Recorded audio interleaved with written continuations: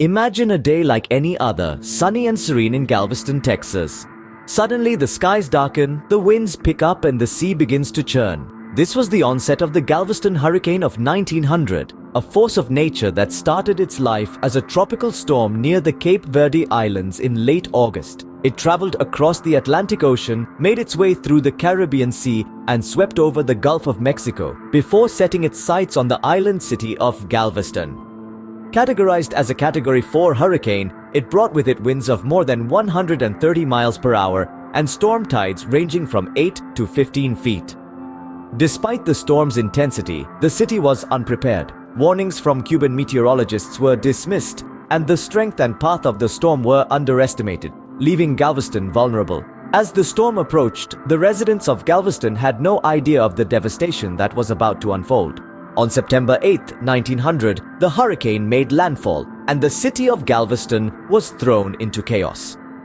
The monstrous storm, a Category 4 hurricane, unleashed its fury on the city with winds soaring over 130 miles per hour. The relentless gusts and torrential rain were just the beginning. The storm tides, an astonishing 8 to 15 feet high, crashed onto the city's shores, causing widespread flooding. The city, which was at sea level, stood no chance against the surging waters. The hurricane's wrath was not limited to the natural elements. It demolished the man-made world too. Over 3,600 buildings, the work of years, perhaps even decades, were obliterated in a matter of hours. Homes, businesses, landmarks, all were reduced to rubble, swept away by the storm's unyielding onslaught. The city, once a bustling hub of activity, was transformed into a ghost town, its streets eerily silent and its skyline forever changed. The people of Galveston were left in a state of shock and despair. The death toll was staggering, an estimated 8,000 lives lost. The city's lack of a seawall or an evacuation plan had left its residents vulnerable, their fates sealed by the storm's deadly path. The bodies of the deceased, a grim reminder of the disaster, were piled high on the streets and beaches, a sight that would haunt the survivors for years to come. The hurricane's impact was not only physical but psychological. The psychological trauma inflicted on the survivors was immense. The city, once a symbol of prosperity and progress, was now a ruin, its future uncertain. The hurricane had not only demolished the city's infrastructure but its spirit too.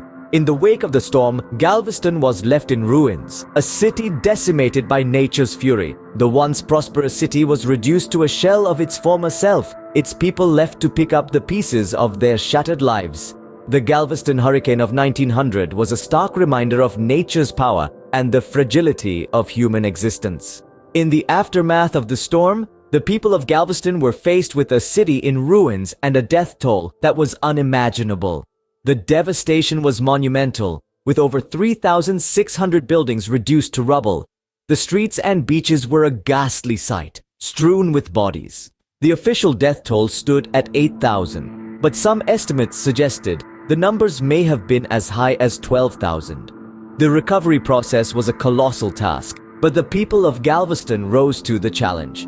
The city was rebuilt, but not as it was.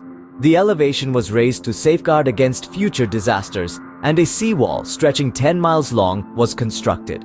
This formidable barrier stood as a testament to the city's resilience and determination to protect its citizens. The storm's aftermath, however, extended beyond the physical landscape. Galveston, once the richest and most prosperous city in Texas, never regained its premier status. The city was surpassed by Houston, which took over as the leading commercial center and port. Yet, the hurricane left an indelible mark on the cultural and historical fabric of the city and the state. It inspired numerous works of art, literature, and music. Books like Isaac's Storm by Eric Larson and The Great Deluge by Douglas Brinkley drew from this catastrophic event, weaving tales of human endurance and the brutal force of nature. Songs echoed the sorrow and resilience of the people, and films captured the raw emotions and the harrowing experiences of the survivors.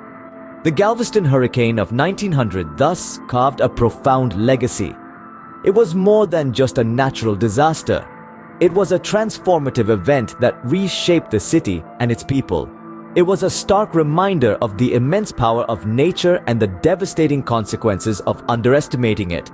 But Perhaps most importantly, it highlighted the remarkable resilience of the human spirit. Despite the overwhelming odds, the people of Galveston managed to rebuild their lives and their city, turning a tragic chapter into a story of hope and resilience.